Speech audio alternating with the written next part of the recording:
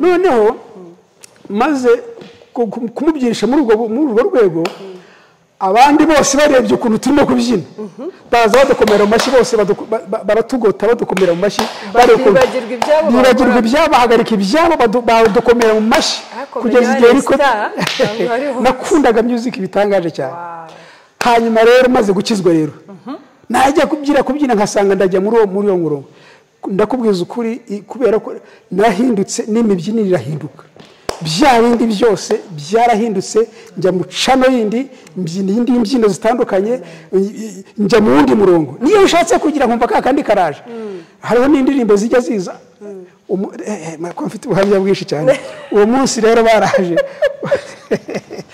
uwo munsi rero kubera ko byari bwo gusezeraho n'imbyino z'isi n'iki byose uwo munsi wa fiyansaye yazaga uwo munsi ndavuze Imana umbaho rero ubona ko ntunguye ariko nari narasigaranye ibyo twabyitaga compact za kera mfite records nari nasiga indirimbo nari nateguye kuba kunuza no kuba musician aho ngaho ntegura n'indirimbo n'imbyino zo kubyina fiance wanjye yari ya kera yanabyinaga mu buzima burimo kugenda ukundi ndavuga iyi ngiyi niyo nza kubyina nawe discours zirakorwa zirangiye hanyuma bati rero urwa Steve nadukinguriye umukoro official ayayaya ishyiramo kakandi putting kakaririmba kazengurutse rimwe mba namufashe ndamuhagurukije afiyanse wanjye namubyinishije squeeze ndamusqueezinga kweri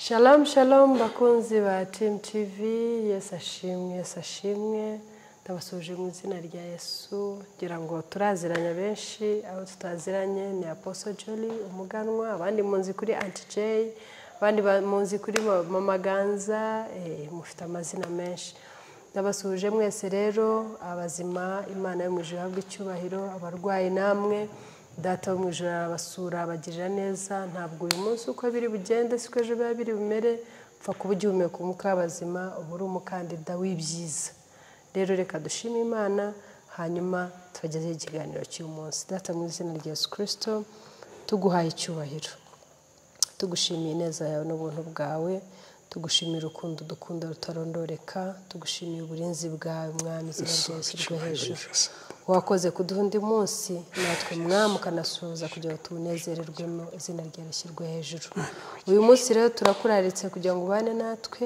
umwanya tugiye kumara hano imbere y'ubwoko bwawe nt'umwanya w'upfa busa turakwinze kugira ngo amasomo yo turi buhumvire twese atugirire umumaro udusure utuganirize ntabari twe tugaragara ntitwumvikane ahubwo yo muri twebwe uganze ganira n'ubwoko bwawe nidusoza turashima izina ryawe ushyirwe hejuru kubikoze mu izina rya Yesu Kristo umwami wacu amen yes rero uyu munsi ni umunsi mwiza ni umunsi udasanzwe ni umunsi wo ntaje jyenyine nifuje kugira ngo mbazane umutumirwa tuganire nawe hari byinshi cyane byo muziho mwebwe ntimumuzi agapfundikiye gatera amatsiko nzi ko kugeza ubu mutaramubona ngiye rero kumubereka ni umukozi w'Imana wonzi guhera muri 96 ni umukozi w'Imana ndabararitse kugira ngo mwese mukurikire amagambo meza ari umuturuke mu muziho ubuhamye bukomeye muziho kuba ari umukozi w'Imana utajejetse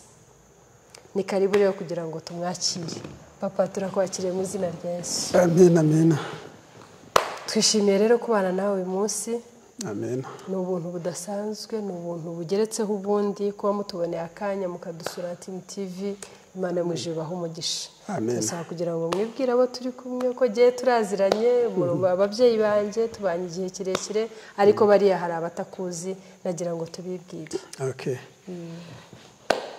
nitwa Bishop Rwaka Steven nkaba nyoboye umurimo w'Imana muri Victory Celebration Center Church mu Rwanda amen nkaba ntuye muri Kigali nyine amen nkaba nubatse amen mfite umudamu n'abana 7. Wow. Imana yangiriye neza Wow. kandi yamumpaye navuga ko muri za bukuru. Yego. Ako wongera ufite umugore mwiza. Ni mwiza cyane ngenda muzi. Turagusuhuje mami. Shalom shalom. Imana yamwije ikomeze kurinda no kugira neza. Amen. Tumuziho n'ubuhamya bukomeye cyane. Hari umunsi igihe tuzamwakira butwibwirire ariko Uwiteka hari igitangaza yabakoreye gikomeye cyane. Oh haleluya. Cyane gikomeye. Rero cyatumye twifuza kuganira namwe njyewe tuziranye guhera muri 1996 nakubonye uri umupapa mukuru kugera uyu munsi mbona wakomeje ubaye mu Mana urakomeje urayikunze hari abonzi babirambitse ariko ndavuga ngo uyu munsi papa utuganirize Bishop utubwire niki ubona cyagushoboje gukomeza kuba mu Mana utajenjetse ugakomeza ukumva birakuryoheye ese ubimazemo imyaka ingahe kiri kutubwira natwe twumvireho. Muri aka kazi rero k'Imana ntabwo bishaka kujenjeka. Yego. Kandi bigashaka kugira ngo uhagarare ku mahame yawe. Amen. Uziranyeho n'Uwiteka. Yego. Ibi ntabwo bishaka imyaka myinshi ntibishaka imyaka mikeya bishaka uwiyemeje. Yego. Wamaramaje. Wavuze uti mvuye aha ngaha ni mu kiyaha. Wow. Kandi iyi nzira niko imeze kandi niyo zakomeza niyo nahisemo. Wow. So icyo ngicyo rero kizigufasha naho wahura n'ibintu mu nzira n'ibigeragezo mu nzira kandi birahari. Yego. Ugahura n'ibikomeye ukazamuka imisozi ukamanuka ibibaya. Ibyo ntibiguhungabanya waramaramaje cyararangiye. Haleluya. Wiyerega nkubwire umushumba Apostle buri igisirikare n'ikindi. Iki ni igisirikare cy'ubwami bw'Imana. Uriya Yesu yaje ababwira iby'ubwami avugira ko ntubate karabaye adutwaye ubwami nk'ahantu ndetse undi mwami uyaje gutwara aje kudutwara ubwami birukanga bigera hose biragenda buriya kujya kumwica bavuga ko bashaka kwikiza umuntu ushaka gutwara ubwami bw'umwami Herode. Ariko ubwami yavugaga kandi yabisobanura avuga ati ubwami mvuga n'ubwami bwanjye ntabwo ari ubungubu bw'isi. Ubwami bwanjye bati none ruguru umwami rega ati wakabivuze ati wakabimenye. So nukumaramaza niki kandi uwo murongo icyiza cy'ubwami turimo. My God icyambere urashaka kwizera kamenya yuko umwami waguhamagaye umwami wagutumye umwami azabana nawe naho tutamurebesha amaso y'umubiri ariko bari kumwe natwe kuko wasezeranyije ari uwo kwizerwa azanasohoza. Amen. Icyo rero kikaguha kikatanga ibyiringiro bikomeye cyane. Yego. Kandi rero birafatika. Haleluya. Dufite ubuhamya muri urugendo dufite ubuhamya bwabyo bwinshi cyane. Amen. Bivuze ngo icyambere cyabashoboje nukumaramaza. Kumaramaza. Ukavuga icyabaswere bavuze ngo kama mbaye uko bisa kose isi yakwihinduza ikicurura. Icyo umwongereza yavuze come rain come sunshine gendimo nuko nguko nyine nibyo. Iyo umaze kugira umutima wo kugenda gutyo biba birangiye bisigaye biroroha rwose urugendo rworoha cyane. Ese buriya yenda mwadufasha kumenya Kristo kumva umaramaje byakujemo ryari bya nari umunyadini rero mwiza. Yego. Nari umunyadini mwiza rwose. Nari mfite ngeweho nari umunyadini moderne. Okay. Nari nariguriye na Bibiliya kera muri 85. Wow. Nyifite iyo kandi yanzaniye n'agakiza. Haleluya. Iyo niyo yanzaniye n'agakiza maze gusoma ndagenda ndatwarwa Mwuka w'Imana arangendera mu buryo budasanzwe ndetse ngera naho kwatura agakiza ngeze aho pe numva nta kindi gisigaye ndatura kwatura n'iki mbese kuko rero ko nari nizeye natuza n'akanwa kanjye ndakizwa nuzura imbaraga z'Umwuka wera baba we nsa nk'umusinzi. Ndabyibuka rwose byari ku mugoroba nari mvuye mu kazi nakora akazi ka leta hanyuma nduzura Umwuka wera ndasinda ndigaragura njya ahantu njya mu birere ndagenda ngeze hafi saa 9 za nijoro. Sinzi ukuntu ndibutse yuko ejo nzajya mu kazi. Ndavuga nti reka ngabya ngo umwuka agiye ngo nanyiraho. Hanyuma nongera ngarukaho ariko numva nahindutse. Numva ndahindutse, numva ibintu byahindutse, numva hanyuma muri ako kanya rwose numva harimo ikintu kinyinjiyemo.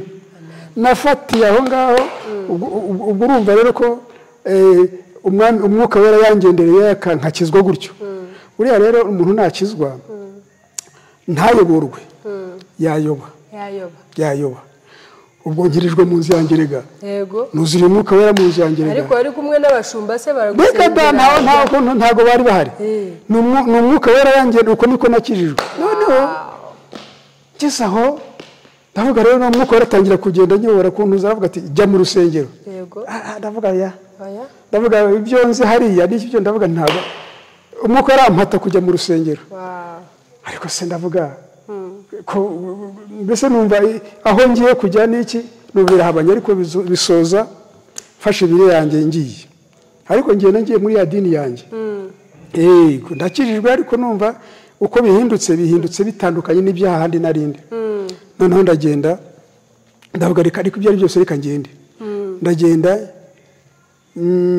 byari gutega imodoka kujya kuri iryo dini ryanjye kandi nakijijwe kandi mfite bibiri ndagiye ngeze mu nzira imodoka Imana igira neza cyane ngeze mu nzira imodoka zirabura iciyeho zose zikagenda zinyuraho ariko ndavuga ko ari umuhango na muhango ko mbonye nanjye ukora idini nanjye idini ryo mu rugo ukuntu mpindutse nanjye yabisa nkaho nanjye mba narakoze idini ryanjye noneho ngeze aho mbona umudamu uciyeho afite bibiriya buriya abantu b'iki gihe mushumba rero basigaye ngo ari abasirimu cyane sinzi ko ubwo busirimu bwo kwititwaza bibiriya niba twarasirimutse twasirimuwe na bibiriya ubusirimu butarimo ijambo ry'Imana n'ubupfafa navuga ko ari iki kuko wagasirimuka ku buryo urenze ijambo ry'Imana utatwitwaza iki kandi ijambo ry'Imana ari inkota cyangwa ijambo ry'Imana ari ntwara yacu niko kubona ngo umusirikare arasirimutse ntitwa nta mbunda yitwaje kandi ari yahaye hose bazi yambaye urugondo yambaye iki ari mu banzi ari iki kandi yambaye uniform n'ibitagaragara ku uniform byakagaragara ko ntwara afite so byakamara amajerere kugira ngo witwaze imbunda yawe kuko aho ujya hose ntabwo ari shyashya ubwo uko byagenze maze kubona yuko mbese hahandi ntakigiye isi hazagiye ndavuga ariko reka ngende aho basanga basenga Imana hose keretse aho basenga wenda nko mu Islam aho ngaho kuko mbona tudahuje Imana ariko ahandi ndajyayo mbona umudamu rero ufite umwana ahetse umwana afite biriya mu ntoki byari mu gitondo kare ndavuga rero sasa no muntu arajya gusenga reka mugende aho asengera aho asengera turagiye tugiye kubona tugeze ku rusengero rw'abarokore ngiye kumva numva ari indirimbo za kirokore narabumvishije na za Haleluya nyinshi ndavuga aba bantu ni beza ariko icyo mbangira nabo rero mbangira ikintu kimwe uragenda ukagerayo wagerayo bakakwakira yego bakira neza ariko bakakubaza ngo warakijijwe ubusengere mbese bakakubaza ibintu byinshi ibyo ngibyo rero sasa iyo umuntu ugukizwe ni mu mutima ndavuga rero iyo usanga bameze nk'abandi nzi ntabwo ngiye nakijwe ndashaka kugira ngo ngire nze gusubira iwanjye hari ikintu nabonye naragiye ngezeyo baratwakira twari benshi mu rusengero ngiye kubona mbona se baririmbye ni byiza cyane barahimbaje ni byiza cyane umwuka wera ni byiza cyane bajya kwakira abashyitsi numva ndakomeretse batabashyitsi batugendeye koko nukwiyereka mu rusengero nabo nukwiyerekana ngo twarakijije ko twagize gute ngiye nanga guhaguruka nanze guhaguruka bakira abandi barabasengera baragira ariko Imana yari yanzaniye impamvu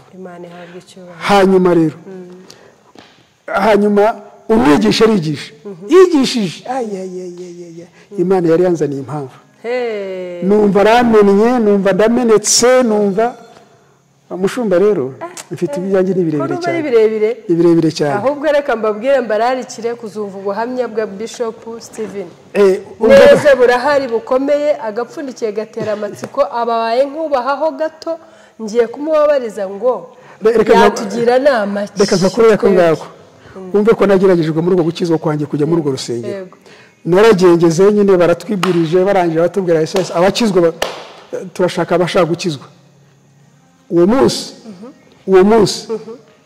wa mbere umunsi ukomeye uwo munsi byari kuri bonane sasa nari mfite fete yo guhura na fiyansi wanjye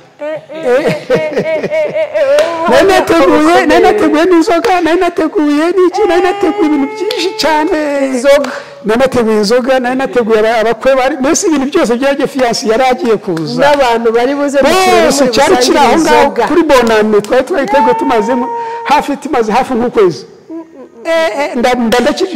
nakijijweho mbere ho gakeya nk'iminsi nk'ibiri aho ngaho ariko ibintu nabiteguye nyuma ngeze ndavuga rero sasa mana yanjye umutima urambwira wibagiwe urajya hariya gusengere wibagirwa ibyo yateguye hariya umuteguro wasize hariya reka uzabikore uzaze gukizwa ari uko warangije biriya undi mutima uranyangira avuga ati jyariye kuko nutajya na hariya na biriya ntubure wijyemo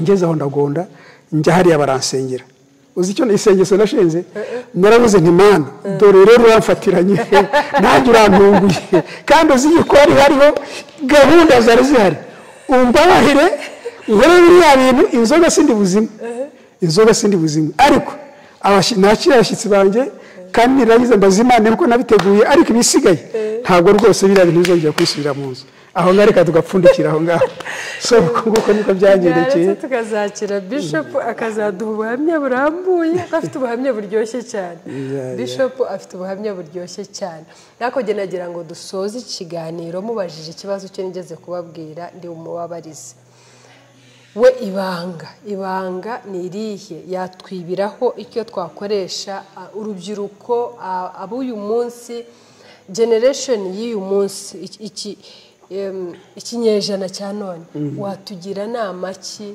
twakora iki kugira ngo two kubirambirwa mushumba rero ni ugusenga cyane kuko mbona ibintu agakiza k'iki gihe ubu harimo ibintu uciye mu ijambo gato Bishop ubu harimo ibintu tugomba kuba moderne ngomba kunywa ku nzoga gake nta kibazo ibijya mu nda ntacyo bitwaye ngomba kwambara nk'abandi ngomba gukora nk'abandi ngomba kuvuga nk'abandi mwumva ari nama ki watugira kugira ngo twitandukanye kandi tubitindemo bituryohere urabizi rero umwuka w'isi uracyakurikirana abantu cyane aho kugira ngo ubwami bwagiyemo kuko nabwo bufite imyitwarire yabyo n'imikorere yabyo n'imigendere yayo kugira ngo mbese n'ubwami busa nk'ubuhanganye bugenda buri pararo so byakabaye tugira standi yacu noneho babona duhimbaza Imana babona n'imbuto zacu babona noneho bigatuma bariya n'abahinduka basa natwe kuko dusa na Kristo natwe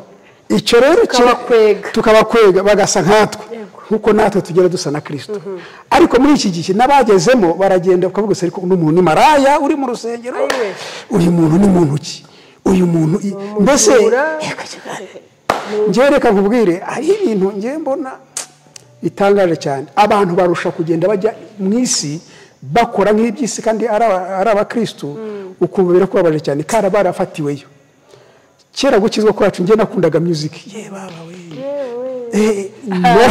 aka Bishop afite ubuhamya bukomeye narabyinaga kandi kubyina kwanjye nakundaga ya squeeze squeeze ukamufata ukamwegeza rimwe ku ishuri nkiri mu secondary ikakubwira wenda ngarangize tukomereza aho ngaho rimwe mu secondary ngira ngo nageze ko muri senior 4 senior 3 aho ngaho twari dufite disco ku ishuri ryacu hanyuma rero kubera kubyina mbese hanyuma nari gato cyane karekare agasore gato kamugenda karekare nza kubyinana n'umukobwa mana yo mu ijoro nasumbaga kandi ngomba kubyina squeeze niyegereje anyumvamo hanyuma rero muri iyo disco ni hafi n'ingihe batwaye igikombe bashyizeho uzi kubyina akanagashara ndakubwira n'icyo ngize ni ibyo ngibyo noneho narunamye si ukunama naciye bugufiya mu njyana y'imbyino ndagenda ndeshya n'uwo mukobwa ndagenda ndamukura ndamwiyegereza ndamuswizinga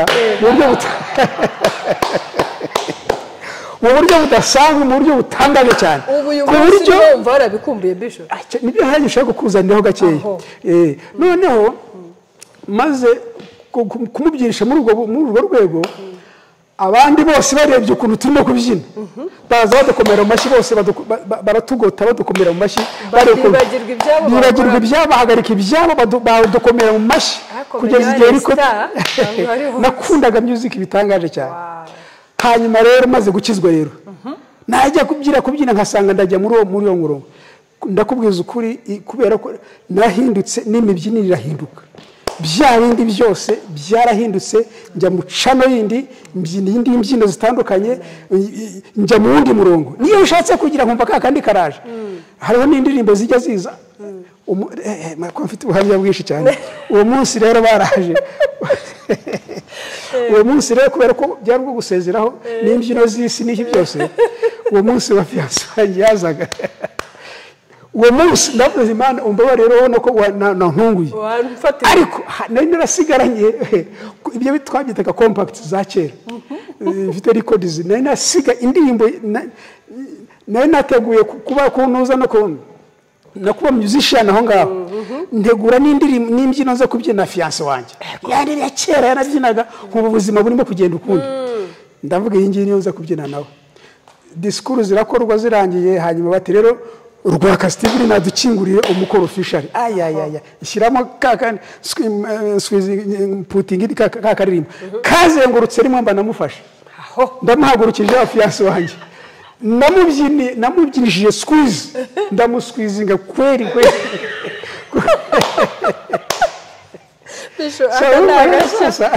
ndavuga sasa iyi ngiyi rero sasa birangiranye n'uyu mukoro ariko sinzongera kubyina ziriya mbyino z'isi ziteye kuri uko birarangira bya completely n'ubu izo mbaraga wazikuye reka nta handi imbaraga tuzivoma ni muri Kristo Yesu ndashaka kugira ngo ubwire wenda icyanditswe gisomera icyanditswe kigufiya cyangwa gitoya hariya mu byakozwe n'intumwa 10 34 na 35 just kansomera aho ngaho wenda bariho turangiriza iki kiganiro cyacu kigize ko aho ni wakuye imbaraga aho ngaho hari imbaraga zacu byakozwe n'intumwa 10 34 na 35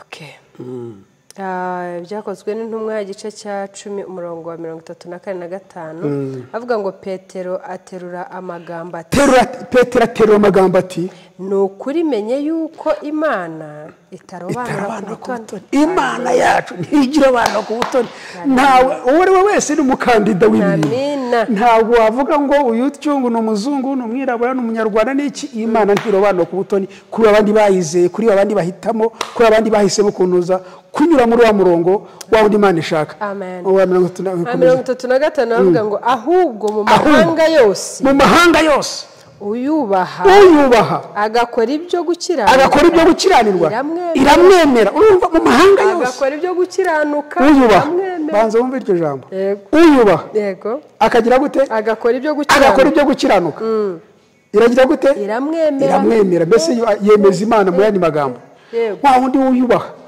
yarayize agakora ibyo gukiranuka ibyaraniye abandi ese wajya muri biriya ugenda usomagura abakobwa uri umuhungu ugenda muri bya bindi ugenda wambaye ubusa umuri ibyo byikunuza ugenda ugiye kweri ntabwo ibyo ngibyo urumva urede hari umwambaro wundi uri aho ngaho utuma kuntuza ariko kandi reka nkubwira kanga kwenda n'ubwenda umwanya ari mutoya ijambo ry'Imana Yesu yarababwiye yabatangiye kuzana idini ryabo avuga ati tangiye kuzana ibyo kwa Salomo tangiye kuzana ibya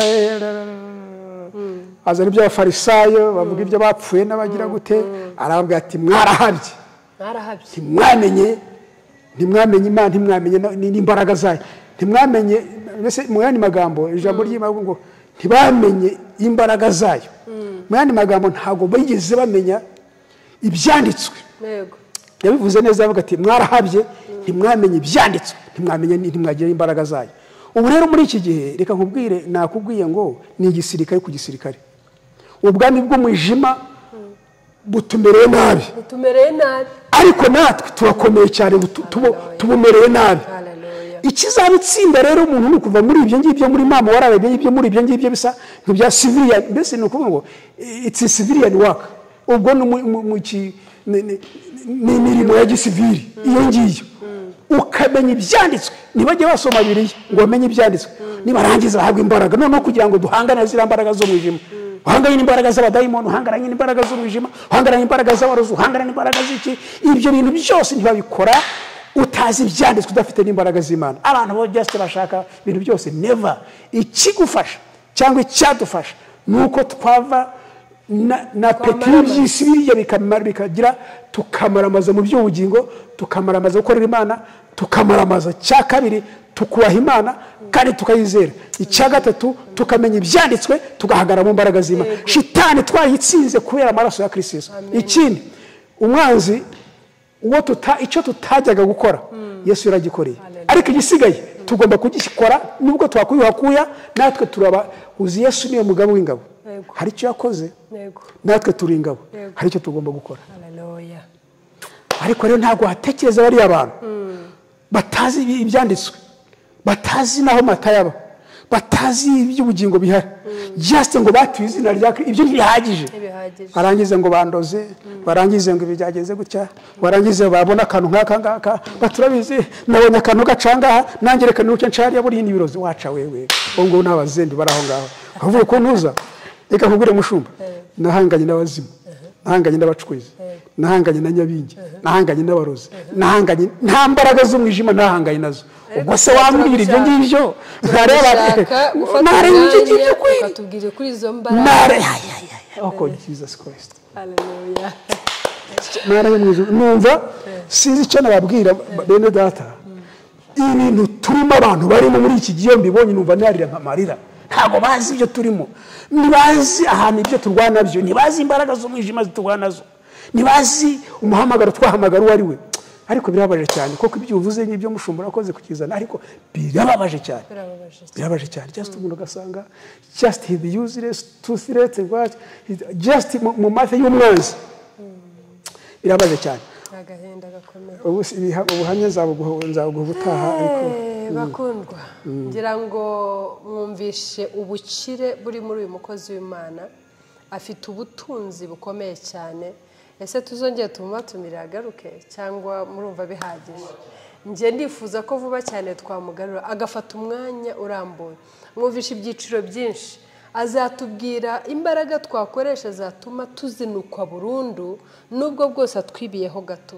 Ariko azatubwira wowe mugore wananiwe kugira ibyo urekura, wowe mugabo wananiwe kugira ibyo urekura, wowe mukobwa muhungu nakurarikira kuzakurikirana Bishop Steven. Mwumvise imbaraga byamusabye uza ako kantu kitwa ntabwo nge nakigeze, nta disiko nigeze nge simbizi, ariko njya numva iyo ngwatira iyo ngiyo ni danje. Kubona rero yarayizinutswe burundu akayireka, kubona hari buryohe bwari buri mu byo yarazi imbere akabitakaza, byanga bikunda nkuko Paulo yabivuze, nawe yarabifasha abona ari amasi. Rero ndabararikira kugira muzamukurikirane. Nanone bantu b'Imana mushaka kuba mwaracitse intege, ukabuvuga ukabusigaye ubona isaza ukikanga ngo barakuroze, wabona umubu ngo barantumyeho. Nanone mwumvise ko hari ubuhamya bukomeye bwafite bwashobora kuzaduha, bwatwambika izindi imbaraga zo kumenya uko twahangana n'umwanzi Satani. Reka nkubwire akantu gato guheraho. Aho nkubwira nahanganye n'izo mbaraga z'umwijima. Nakubwiye ngo uwo mudamu wanjye namubonye ndamurusha imyaka 14. Wow. Natinze gushaka, napfushije ubukwe bwinshi cyane. Ubukwe bugera napfuje ubukwe 9.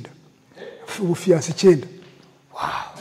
Byaje kugenda gute? Hari ikibazo nari mfite ikimbaraga z'umwijima zari zaragize. Zarambase, zari zamfasha. Ariko ndakubwiza ukuri. Ako kantu bisho kabike. Nabivuyemo ntero byagenze gute rero? Hari izindi imbaraga z'ijuru zabonetse uko sasa turashaka icyo ni ikiganiro dukeneye cy'ukuntu wapfushije ubukwe 9. Ubufiyanse 9. ubufiyansi 9 ubukwe 9 burapfa ubwa 10 nibwo bwatashye. Icyo ni ikiganiro bakunzi bacu. Very soon vuba ndamubazanira atubwire ukuntu birashoboka ko hari uwiteka arimo avugana nawe. Birashoboka ko nawe hari ubukwe bwawe umaze gupfusha wibaza why uyu nguyu namuzana mama akamwanga, uyu namuzana data akamwanga, uyu namuzana mushiki wanjye akamwanga, uyu namuzana mukanya nanjye nkamubengera icyuna. Ahari yenda wajyaga wibaza vuba ahangaha Bishop muzatwemerera tubatumire. Icyo nicyo kiganiro tuzahera. Rero Imana yo mwijuru baho umugisha, reka tumusabe mu isengesho rigufi dusoze ikiganiro, ariko mwumvise ko hari byinshi agiye ashunaho bigaragaza ko nitumutumira hari byinshi tuzamwungukiraho. Imana yo mwijuru baho umugisha kandi abakunda ibihe byose. Karibu mu isengesho dusoze. Data mu izina rya Yesu, ubwami bwawe si amagambo, ubwami bwawe nubwo gukiranuka, ubwami bwawe nubwo kwizera, ubwami bwawe n'ubw'imbaraga. Yes Lord. Data udufashe Nyagasani Data, tumamarize muri uyu murimo waduhamagariyemo, kandi Nyagasani Data Yesu, ijambo watubwiye ntugire abantu bakubutona. Uwo ari wese n'umukandida we Nyagasani Data wo kubohoka no kwibohora. Data nubwo umwanzi Nyagasani Data buja agenda tontoma ameze nk'intare, wo ntiyadukanga. Kuko tugufite, kuko dufite ukomeye kurusha, dufite intare y'umuryango wa Yuda, ujye utsinda intare zo mu ishyamba, ugatsinda bya bindi byose, yatsinze abarozi, yatsinze abadayimoni, yatsinze Lucifer, yatsinze natwe turabatsinze mu izina rya Yesu.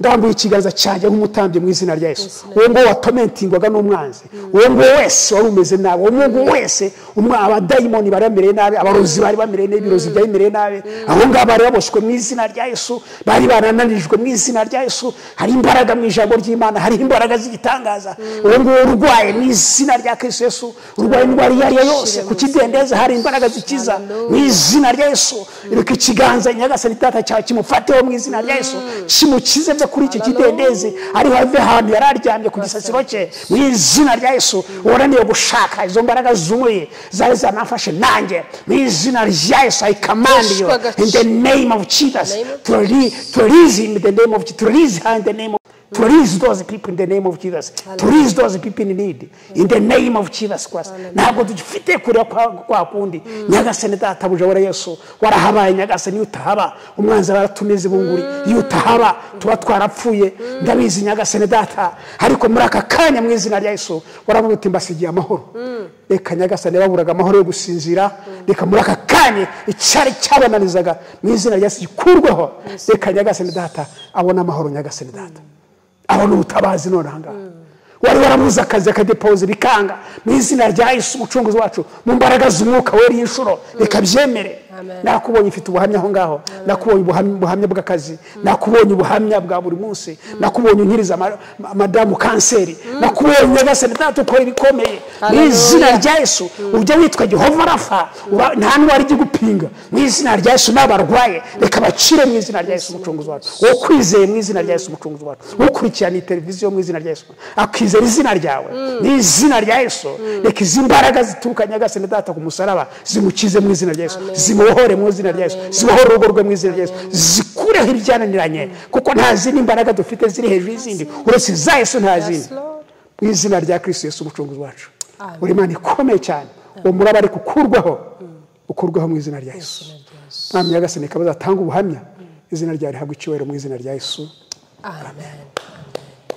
Urakoze cyane. Imana ibahe umugisha. Imana yo mu ijuru ibahe umugisha. Shalom shalom, naho ubutaha. I love you.